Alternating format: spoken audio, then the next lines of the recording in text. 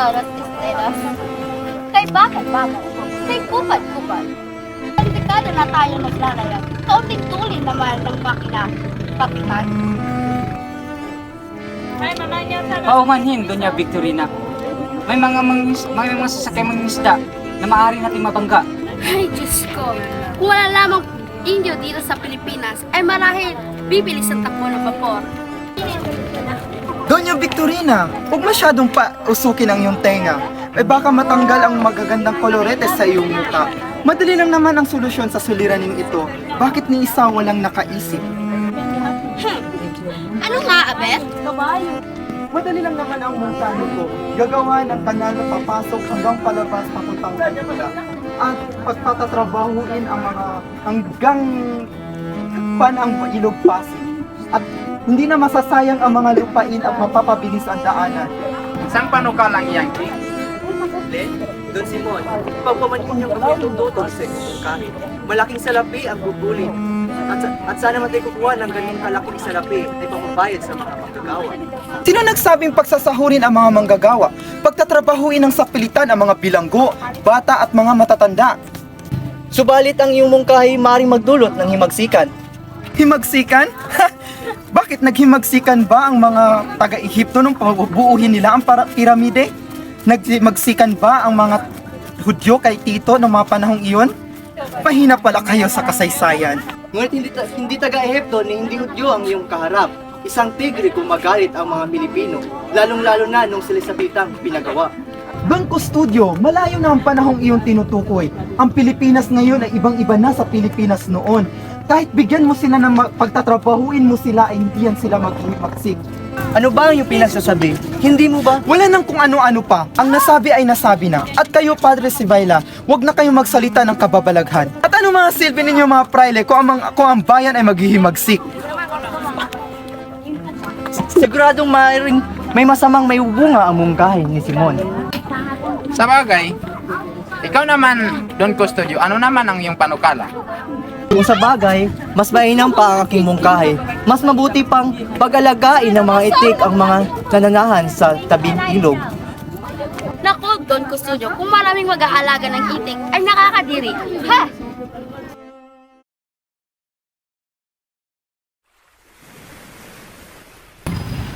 Ang init naman dito. Oo nga. Halo-halo na mga amoy natin. Ang baho. Titiis muna tayo. So pala yan, Basilio. Gusto na? Ano na lagay ni Kapitan Tiago? Ito, patuloy pa rin nag-aaral ng medisina. Si Kapitan Tiago naman ay mabuti-buti na rin. Ngunit ayaw pumayag na siya'y alagaan pa. Sa katunayan nga, pinapunta ko dito sa Pantiago. Nangilang sa kanya, nangilang sa mga usyo. Talagang salo talaga ang mga abyan. Kilala na yan noon ng mga ninuno. Subalit hindi sila nagmamalabis. Ang mga apyan ay naggagamot lamang. May ba tayo? Kumusta na ang inyong balak na patayo ang akademya sa wikang Latin? Sa aking palagay, hindi nyo ito may sa katuparan. May isa sa katuparan po. Sa katunayan, inundugan po namin si Padre Irene ng 2 kapayong Kastilyo at nangako sa amin na magkikita sila ng Kapitan General. Paano si Padre Sibayla? Maaari siyang tutol sa inyong balak. Ano naman po kung siya isa salungad? Nakasalalay pa rin sa Kapitan General sa Los Baños. Nasa kanya pa rin ang huling desisyon. Wala magagawa si Padre Sibayla kundi kung sasang-ayon ang Kapitan General. Saan naman kayo kukuha ng salaping Google? Wala na pong dapat alalahanin pagdating sa pinansyal na pangangailangan. Ang mga estudyante, mag-aambag na lang sila. ng singkapat. Mayroon na po kaming sapat na mga maestro at maestra upang magturo. At si Makaraig naman, may inalok siyang isa sa kanyang mga bahay upang gawing bahay paaralan. Sa bagay, di man natin napag-aralan ang Latin, ay mapag-aralan naman natin ang wikang Kastila. Sa pamamagitan nito, makilala tayo ng buong mundo na tayo ay naglalakad ng paoro.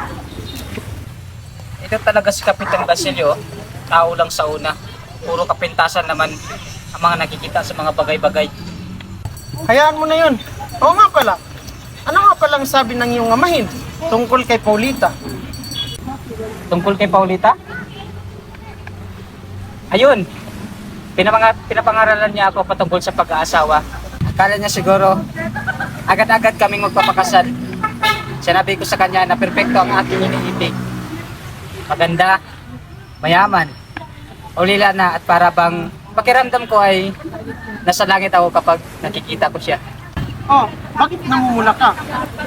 Pag umiibig nga naman, sino nga ba naman ang hindi mabibighani sa kagandahan ni Paulita? Kaya lang Kaya lang ano, bakit? May mali ba sa kanya? ang tanging pagkakamali lang ni Paulita ay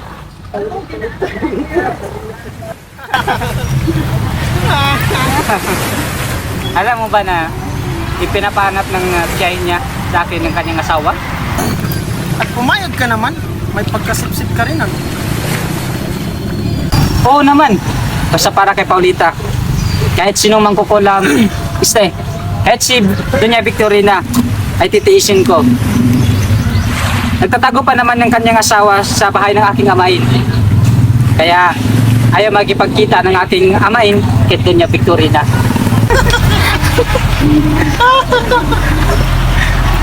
Anong dahilan at lubhang maligaya ang mga batang ito? Senyor Simon, kayo po pala yan. Kumusta po? Mabuti, Basilio. Mabuting mabuti. At teka, sino naman itong makisig na kaibigang ngayon ko lamang nakita? Senyor Simon, siya nga po pala yung aking kaibigan, si Sagani. Isa po siyang Makata. Nakapunta ka na po ba sa kanilang bayan? Bawat segundo ay mahalaga. Bakit sasayangin ko ang segundo ng aking buhay sa bayang ang mga tao ay walang kakayahang bumili ng alahas? Kung walang galang na po, bawat segundo nga ay mahalaga, subalit bawat sentimo rin ay lubhang kapag ipakinabang. Ayaw po namin sayangin ang aming mga salapi sa pagbili ng mga bagay na hindi naman namin kailangan. Magaling, magaling. Bueno, samahan niyo na lamang akong uminom ng serbesa. Alex, senyor, hindi pa kami nakakatikim ng kahit isang patak ng alak. Bakit naman hindi? Ayon kay Padre Camora, ang pag-inom ng maraming tubig ay sanhi ng kahinaan ng mga tao sa Pilipinas. Sabihin niyo po kay Padre Camora na huwag puro alak ang kanyang inumin upang hindi siyang maging sanhi ng maraming pagkalimuon. Sabihin niyo rin sa kanya na matamis at naiinom ang tubig, ngunit pumapatay ng apoy. Ito'y nag-aalab kapag umiinit at kapag ito'y namuhi at naging karagatang minsan nung lumunod sa nagpapayinig sa buong daigdig. Kamangha-mangha, hindi nga nagkamali si Basilio na ikaw ay Makata. Pangarap, Basilio, pangarap, panaginip. Ang galing mong tumugon. Hindi ka man lang nabagabag. Sa totoo lang, kinakatakutan ko talaga ang taong yun. Nakakapag-ilakbot. Katunayan, Isagan, ang taong nakipag-usap at nakipagdebate sa atin ay tinatawag nilang Cardinal Moreno. Cardinal, ano? Cardinal Moreno, Eminencia Negra, o ang kamahal, mahalang itim. Ito ang taguri sa kanya sapagkat siya ang tagapayo ng Kapitan General.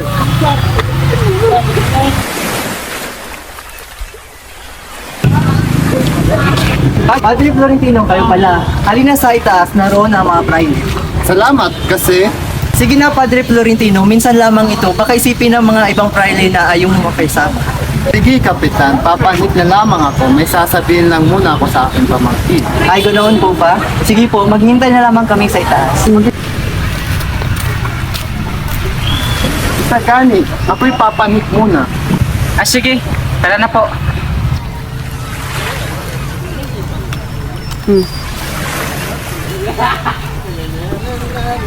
Sandali lang, Isagan. Dito ka na lang. Masyadong nang nakakaya sa kapitan. Kung pareha sa tayong aaksaya. Baka isipin na pinagsasamantala na natin ang kanyang kabaitan. Sige po, mag-enter na lang po ako dito sa ibaba.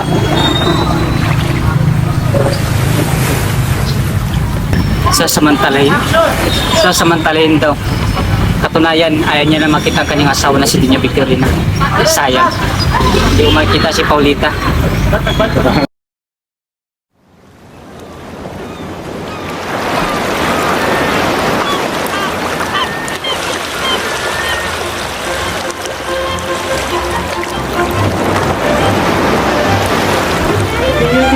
Saan ka ba nanggaling? Sayang. At hindi mo nakita ang mga magagandang tanawin habang tayo'y nagdalayan. Marami na akong nakitang magagandang tanawin. Subalit ang mas makabuluhan yaong may mga alamat.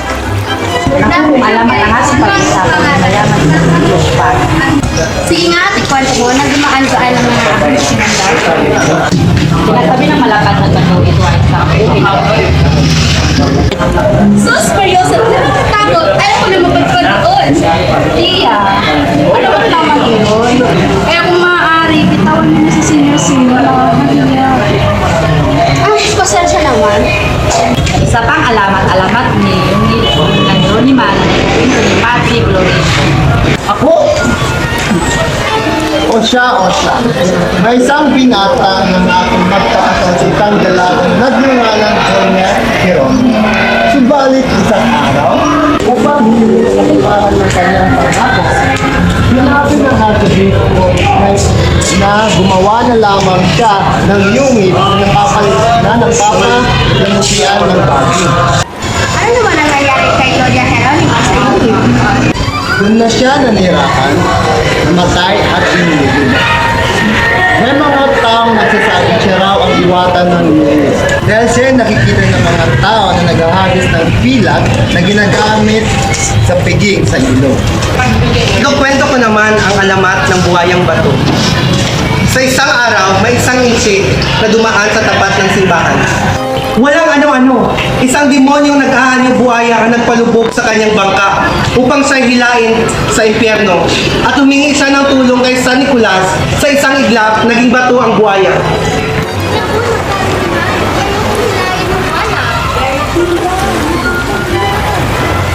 Maalala ko lang, batitan ninyo kung saan napatay ang isang nagngangalang Ibarra.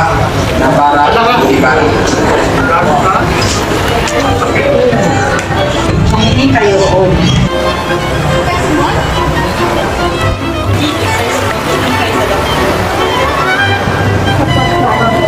Ngayon, ang kanyang bangkay, Ay kasama ng kanyang ama, hindi ba siya isang Pilidyostero? yan ay matatawag ng murang living Pandita-mura.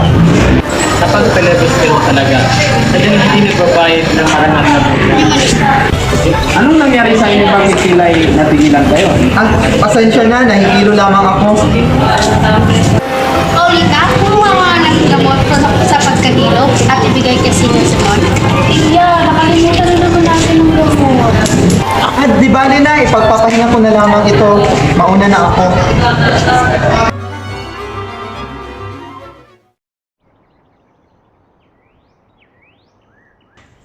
Alam mo, kuya, gusto ko rin makapag-aral sa Maynila katulad mo. Pero hindi naman sapat ang kinikita ni ama sa kanyang ani eh. Kaya mo ba gusto makapag-aral dahil gusto mo marating ang narating ng yung katipang si Basilio? Siyempre, isa na iyon. Gusto ko rin maging karapat-dapat na babae para sa kanya. Isa pa, gusto ko rin tulungan si ama, ikaw at si lolo. Magandang umaga, mag-anak. Magandang umaga rin kayo, ama. Mukhang marami-rami ang iyong mga naani. Oo nga, ama. Paniguradong malaki ang iyong kikitain kapag naibenta yan sa merkado. Marami nga ang aking ani, subalit, anong bumabagabag sa iyong isipang anak?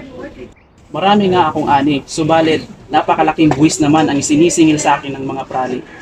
Ipagpalagay mo na lang na lumaki na iyong buhaya upang lamunin ng mga kamag-anak ng iyong salaping pinaghirapan. Pero ama, sumusobra na sila. Kailangan ko rin pangalagaan kung anuman ang pinaghirapan ko. Anak, magtimpi ka. Walang mapapala kung labanan mo sila. Ng araw, Telesforo. Ano maganda sa araw? Ano nga ba ang kailangan niyo? Naparito ako upang singilin yung buwis. Buwis na 12 piso. 200 piso? Ngunit napakalaking halaga naman yun. Kung hindi ka magbabayad, ipaliliyang namin sa ibang lupain. Ano ang pinagsasabi niyo? At ang aking pamilya ang may karapatan dito at wala nang iba. Subalit hindi mo pagmamayari ang lupain. Ito'y pag-aari ng korporasyon. Pagmamayari? May katibayan ba kayo? Ipakita niyo sa akin ngayon din. Meron kaming katibayan. Nasaan? Ipakita niyo ngayon din. Hindi mo na kailangan makita basta't magbayad ka na lang ng iyong buwis. Kuminahon kayo, tama na. Ako na lang magbabayad ng buwis. Huwag kang makialam, Juliana. Huwag niyo kaming lokohin. Tupido, kunin ang anak na lalaki at gawing sundalo.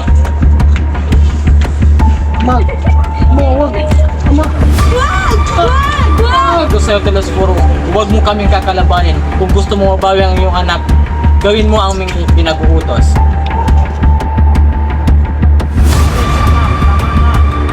Ama, paano si Kuya? Huwag ka na lang. Mababawi na natin siya. Ama, Lolo, handa na po ang hapunan. Ama, kailangan mong kumain. Kailangan nating manalig. Magiging okay lang po si Kuya. Tama si Huli, anak. Huwag mo na silang isipin. Nababawiin natin si Tano. Nandito kami para siya idagpin. Ha? Ano? Pero bakit? Wala nang pero-pero! Sandali, bitawan niyo ako! Ama, Bitawan niyo ako! Sa loob ng 2 araw, kapag hindi pa kayo nakakabayad ng 5 piso, pupugutan namin siya ng ulo! ano? Subalit! Ama! Ibalik niyo siya! Ama! Ano na ang gagawin natin? Wala akong gaanong kalaking salapi na ganun. Tanging 2 piso lamang meron ako. Ako, wala akong maiambag na salapi. Mas mahirap pa sa atin ang ating mga kamag-anak. Isasangla ko na lang siguro ang natitira kong alahas. Ngunit hindi ko maaaring ibenta ang agnos na ito kapagkat bigay ito ni Basilio. Apo, saan ka papunta? Pupunta ako kay Himana Valley para makalikom na ipangtutubos kay Ama. Magandang araw, Tata Selo. Ano huli, tayo na? May kakilala ko magpapahiram sa'yo ng pera upang matubusan yung ama. Sige po, tara na po. Lolo, dito ka lang po at pagbabalik ko, matutubos na po natin si Ama. Mag-iingat ka, Apo. Tao po! Tao po! Magandang araw ho, Hermana Penchang. Huli, siyang sinasabi ko sa'yo makakatulong sa'yo. Magandang araw din, tumuloy mo na kayo.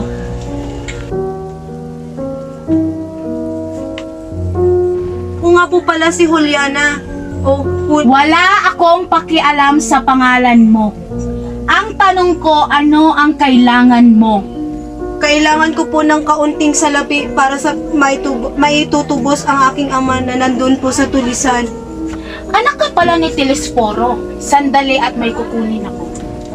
Narito ang salapi.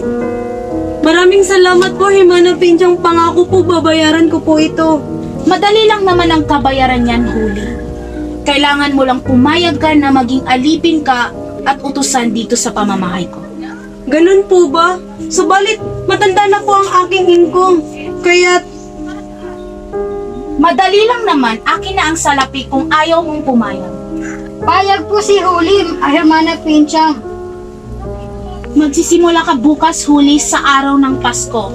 Maliwanag? opo, marami pong salamat. Subalit Huli, wala na akong magiging kasama ito sa parang. Kung maalis ka, mas mabuti tumuna ako sa gubat at di na ako bumalik sa bayan. Lolo, sa pamamagitan nito ay mapapawi natin si Ama at si Tano. Kailangan niyo na pong payagan ako, Lolo. Kapag naubos na po ang nakalaang araw na pagiging utusan ko kay Himana Pinchang, ay makakaalis din naman po ako. Makabalik din ako, Lolo, at mabilis lamang ako doon. Mahal na mahal kita, Apo. Mahal na mahal din po kita, Lolo.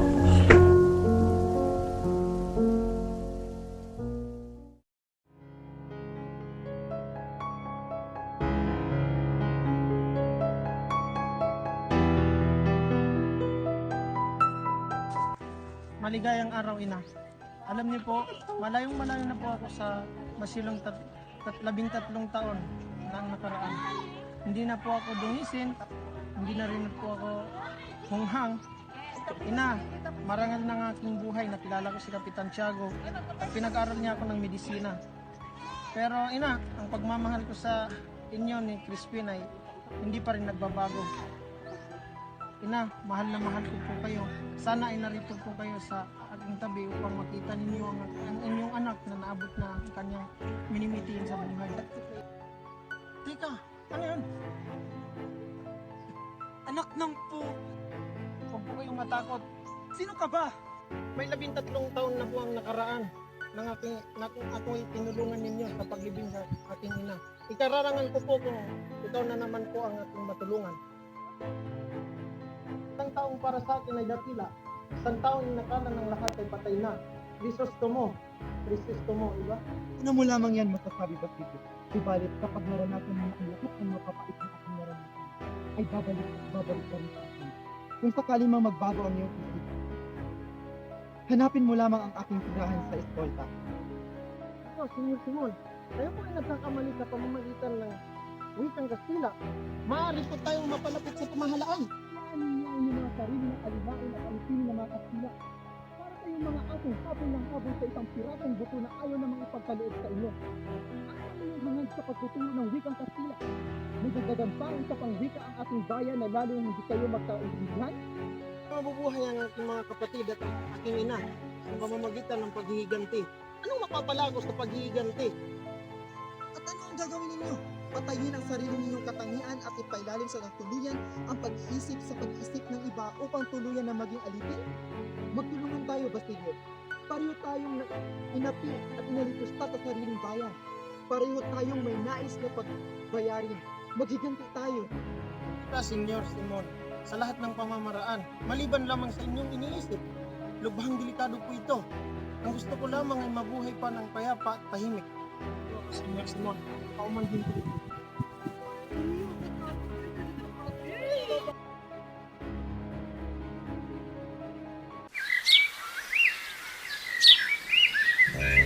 En nombre del Padre, del Hijo, del Espíritu Santo. Amén. Del nombre del Padre, del Espíritu Santo. Ano ba naman yan, huli? Pati pagtanda, hindi mo pa magawa? Pasensya na po. Puro ka pasensya! Ulitin mo ang sabihin ko yung mabilis! En nombre del Padre, del Espíritu Santo. Amén. En el nombre de Espíritu Santo. Paulit-ulit na lang! Pasensya na po, Hermana. Hindi po kasi naituro sa amin ni Ama. Paulit-ulit na lang! Kaya kayo minamalas kasi nipagdasal hindi nyo alam kung paano! Paumanin po ulit, Hermana. Pangako po, mag-aaral na po ako ng pagdarasal. Aba, dapat lang! Hermana, maaari ko bang galawin ang aking lingkong? Tigil-tigilan mo akong huli. Ang dapat mo lang gawin ay magdasal at paglingkuran ako. Maliwanag? Pero Hermana, ano po ba? Ah! Kaya aga-aga! Ano naman yun? May balita ko sa'yo! Si Basilio! Naros na siya ng Manila! Bakit sa posisyon eh? Ano? Talagang ito, hindi ka dapat ni Basilio? Pumasok ka kayo! Pero Hermana, Pincha, kasintahan ko si Basilio, kailangan magkita. Tigil-tigilan mo ako huli. Gusto lang kitang iligtas sa demonyong nagbalat kayong estudyante. Gusto lang kitang iligtas huli. Buo na ang desisyon ko huli. Hindi ka makipagkita kay Basilio. Pero Hermana, mamaya. Tigilan mo ko. Kailangan namin magkita ni Basilio. Hindi! Pumasok ka sa loob.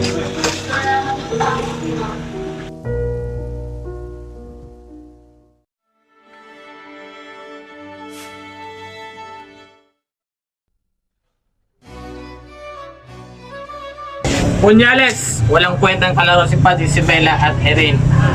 Hayaan mo na, Padre Camora. Nais lang nila magpalakas kay Kapitan General. Kaya sila nagpapatalo. Simon, halika rito at maglaro tayo ng baraha. Ang pagbubukas ng Akademya ng Wikang Kastila, ang kahiliang ito ng mga kabataan ay mapangahas at naglalahad na saklawan ng kapangyarihan ng mga praile.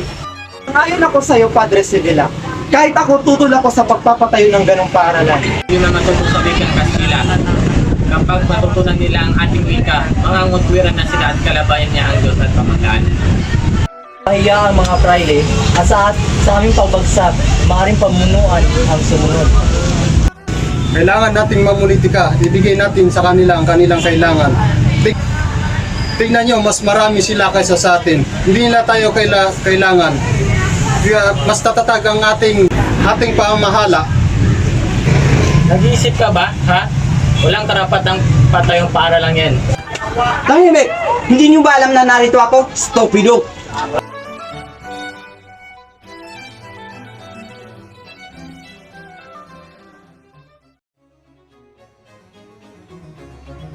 Niwalhati nawa kay Custodio dahil sa kanyang katalinuhan at pansin sa lupa para sa mga binatang may mga mabubuting kalooban.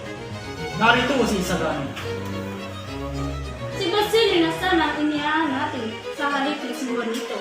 Salin na lasing natin siya upang makapagsabi ng ilang lihim, mga halagang lihim, mga lihim na pangyayari ukol sa nawalang mukha.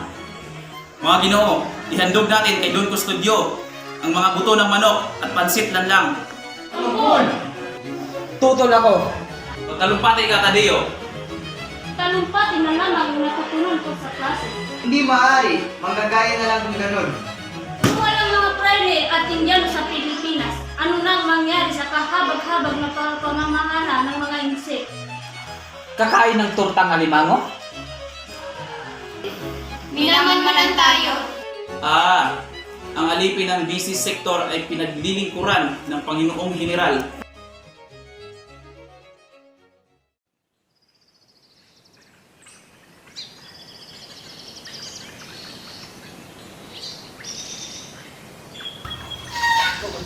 Mawalang galang lamang po. Ngunit, ano ang patungkol sa paghimagsik? Tuklasan, tila maraming masangkot. Sino-sino ang mga nasangkot? Mauna na po kami at kami may pupuntahan pa.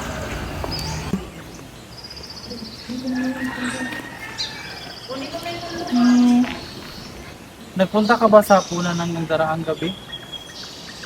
Masama ang lagay ni Kapitan Tiago kaya hindi ako nakapunta sa piging. Mabuti di ka pumunta roon. Ngunit, kasabi ka ba sa mga mag-aaral? Ako ay nag-aambag. Sige noong Simon... Walang alam si Simon sa nangyari. Sinugatan siya ng isang lalaking di kilala at ngayon ay nakahiga. Batid ko'y nangangamoy bangkay na si Kapitan Tiago. Hinadala na siya ng mga buwetre.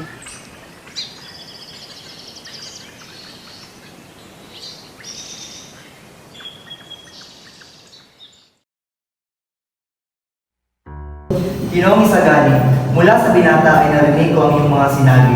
Hinangad ko na kayo'y makausap. Hindi po ako nagkakaila. Sabihin mo nga sa akin, hindi ko kayo binigyan ng makapagsalita sa aking klase. Sa bagay, natatangi ka sa iba. Nagpapasalamat ako sa inyo. Hindi na ako makikipagtalo kung ako man ay natatangi o hindi. Huwag ninyong magpalagay na ako ang inyong guro. Ako isang private at kayo isang Pilipino. Ngayon, ano ang hangad ng mga mag-aaral ng mga Pilipino? Tuparin ninyo ang inyong mga tungkulin. Hindi ba namin tinutupad ang aming mga tungkulin?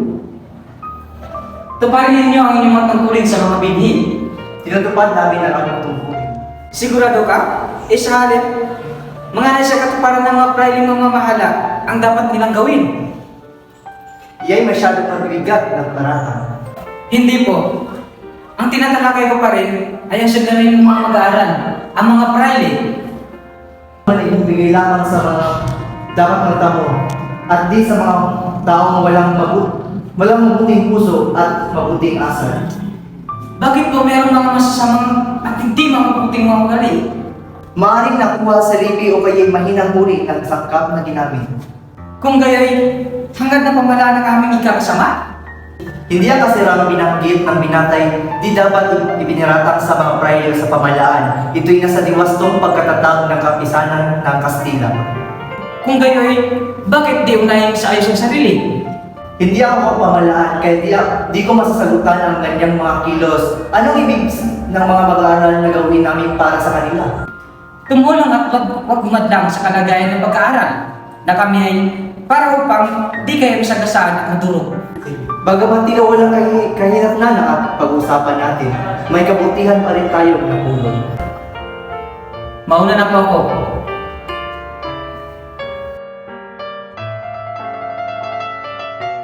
Simula na ang himagsikan, ang dami ng napipinsala at nasasaktan. Pati si Ermita, nag-uumpisa ng sumiklab ang himagsikan. Nagkaroon din ng tutukan sa dulong bayan. Nahuli ba si Tadyo? Aba, binaril siya. Huwag kayong magsalita ng malakas, baka isiping tayo ay kasabwat. Kaya sinunog ko ang aklat na pinahiram niya sa akin. Hindi siya mawawala ng kasintahan. Marahil ay iiyak lang sandali. Hindi magtatagal ay papakasal din siya sa isang Kastila. Kagagawa ni Padre Salve ang kaguluhan. Ngunit sa palagay ko'y kagagawa ng insect na si Tinora.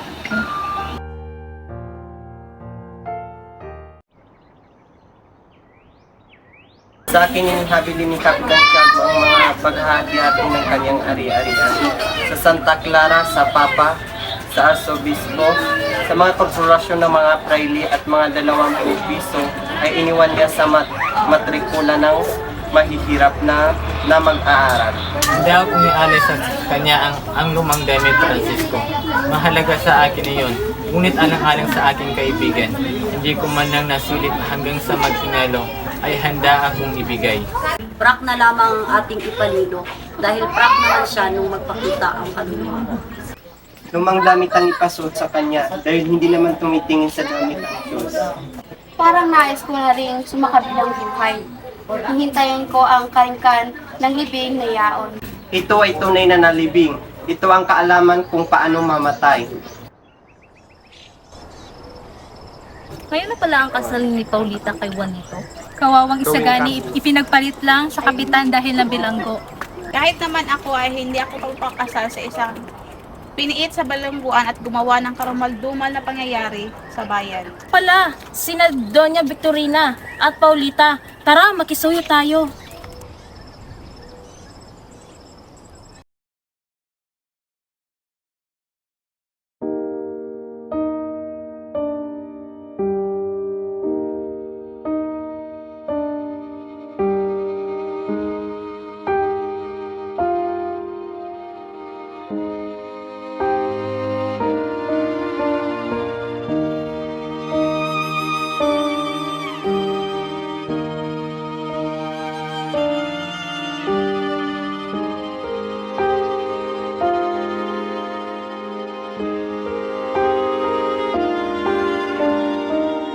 Juanito, tinatanggap mo ba si Paulita bilang iyong kabiyak? Oo, Padre.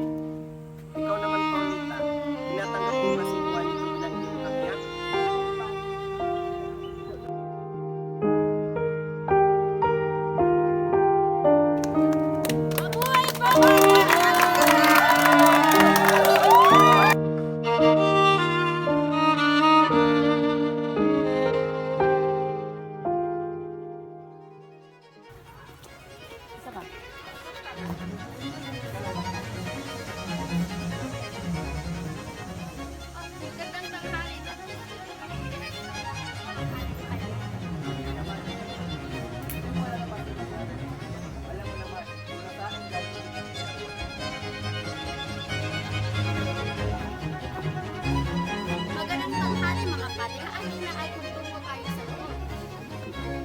Ayan, magbayad ang mga masasama at mabubuting mga tao.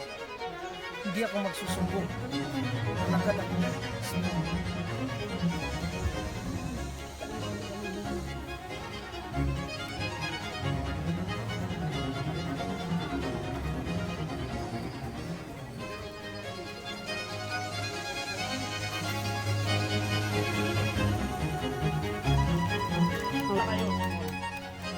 Binabati ko kayo ni Paulita. Narito ang aginaldo kong lampara. Nagkabala ka pa. Maraming salamat. Bakit hindi niyo ilagay ang lampara sa gitna ng hapagkainan? Buti pa nga, sayang naman ang kagandahan.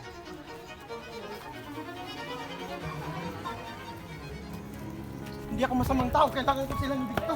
Okay, Kalito, tingnan mo ang suot mo at itsura mo. Kailangan lang, nanganganib ang kanilang mga buhay. Nakainom ka ba? Sabi nga hindi pwede. Basilio, sa may tayo. Madali, hindi na ang lampara. Sagani, anong ginagawa mo dito? Kailangan na natin lumayo. Bakit naman ako lalayo? Gusto mo bang mamatay? May lampara sa loob ng bahay na yon at may dinamita. Pag yun yung sumabog, mamamatay tayong lahat. Hayaan mo muna akong makita siya kahit sa huling sandali. Dahil bukas, naiba na siya. Sinabi ko ng sinabi ko.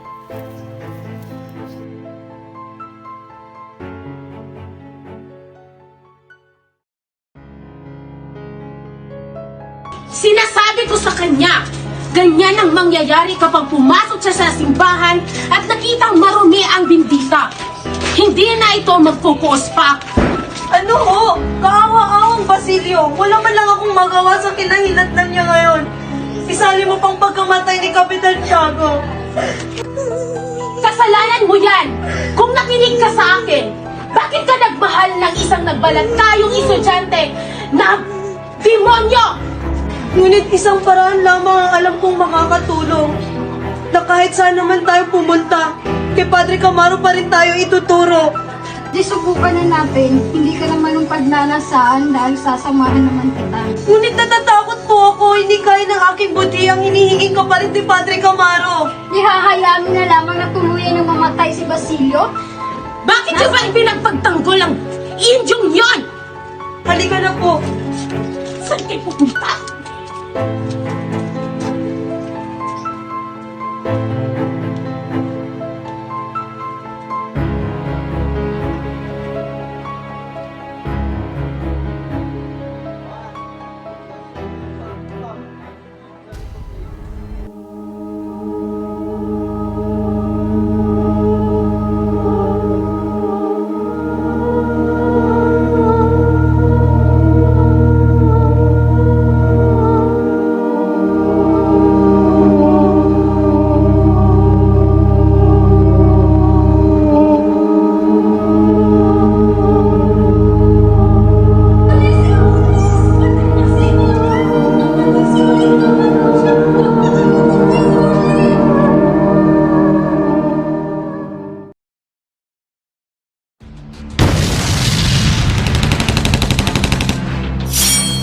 May matanda rito nag-aagabuhay. Marahil sa ito po.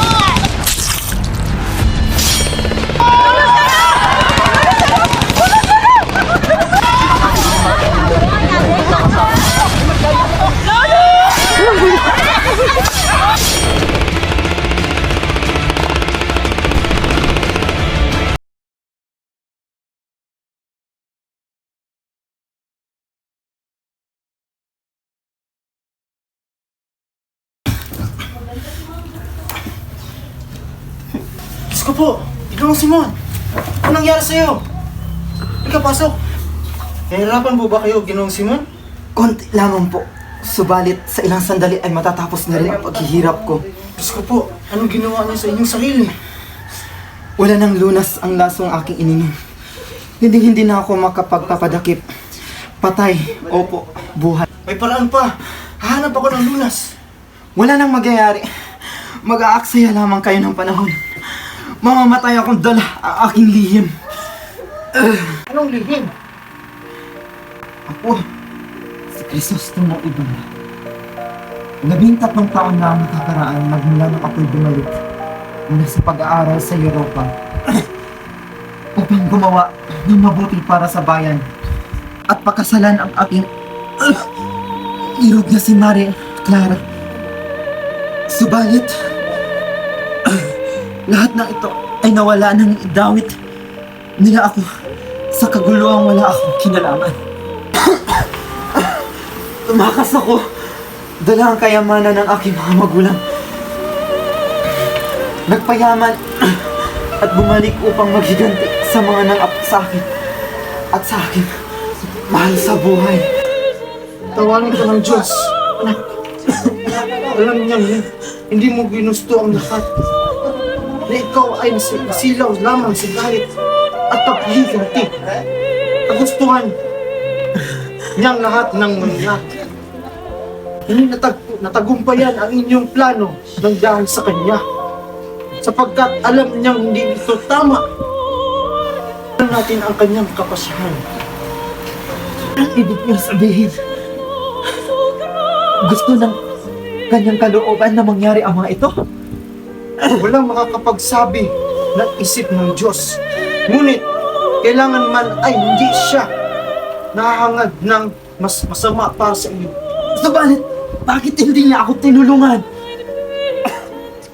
Sapagkat hindi niya nais ang parang iyong ginawa. Hindi kailanman mapapawi ang kasamaan sa isa pang kasamaan.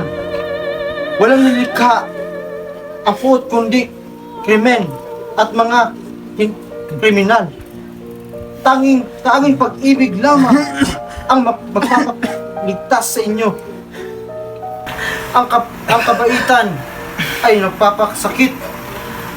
Ang pagpapakasakit at pag-ibig. Maraming salamat, Padre. Ngayon ay payapa ng aking kalooban. Maraming salamat, Padre.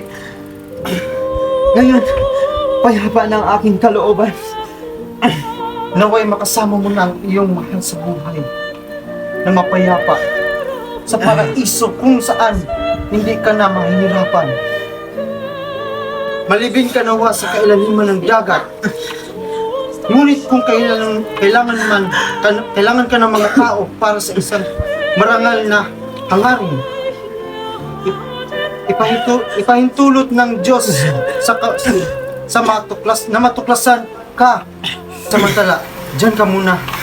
Hindi ka makakabaluktot ng katiwari. Hindi mag-uudyok ng kasakiman. Alis ka na.